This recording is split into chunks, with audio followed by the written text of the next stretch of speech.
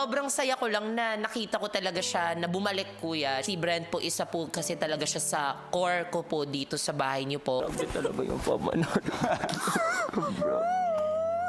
Kuya si Brent, naging comfort person ko po siya dito sa bahay.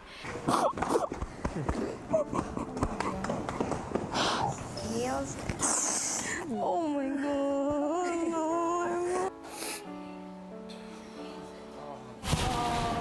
Sorry, guys.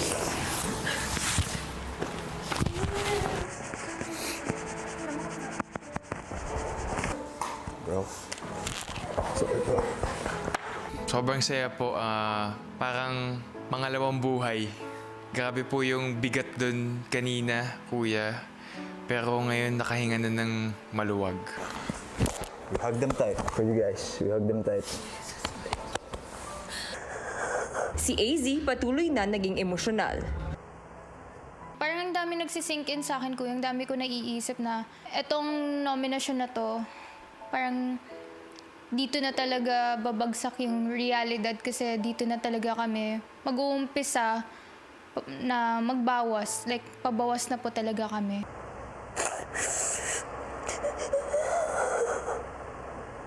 Si Dustin, dinamayan naman ni na Bianca, Esnir at ng dating nakaalitang si Clarice.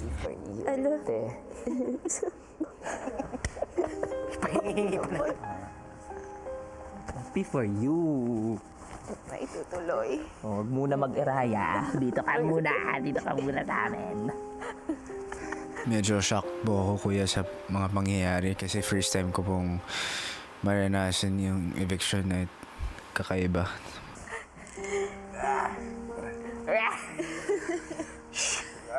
Nadala sila sa tawa mo. Doon tayo sa labas.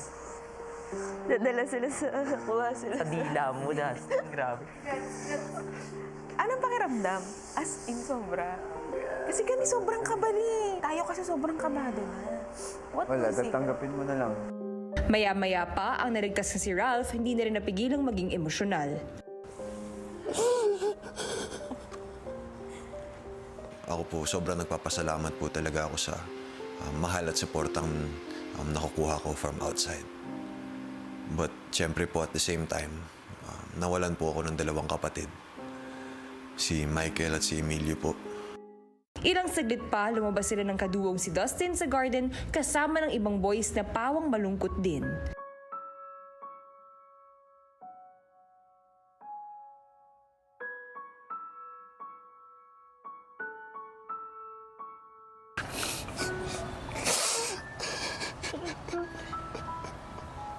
Just having someone that I've shared so much with, ups and downs, and just be gone like that.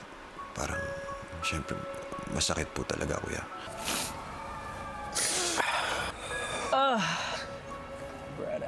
Hindi ko rin talaga in-expect po na magiging palagay yung loob ko. Pati po si Emilio, syempre, na parang ang konti lang din po nung panahon na nakasama po namin siya, nakasama ko siya, pero naramdaman ko rin po yung feeling ng isang kapatid sa kanya po. Pagbalik sa loob ng bahay, si Ralph, ang mga na-evict na sina Michael at Emilio pa rin ang bukang bibig. Si Mike yung anchor ng boys foundation. Sila yung nag-lead ng BNO natin. Silang dalawa. Iba talaga yung energy na dinadala ni Emilio dito sa bahay, kuya. Yung kulit, yung tawa, tsaka yung apoy na dinadala niya pagka-task, kuya, pagka-competitive niya. Ang bilis lang ng stay ni Emilio dito, though. Yeah. At least nakapanalo siya ng task. As leader. Oh, yeah. Ended it with a good, Samantala sina Dustin at Brent, di pa rin makapaniwala sa mga nangyari. Lala. Yun lang yung salita, lala. The closest word that would explain what I'm feeling right now, siguro grateful lang talaga, kuya. Grateful kay Lord, grateful sa mga taong bumoto sa akin. Iba talaga pag nandun, bro. Thank you, Lord. I love you.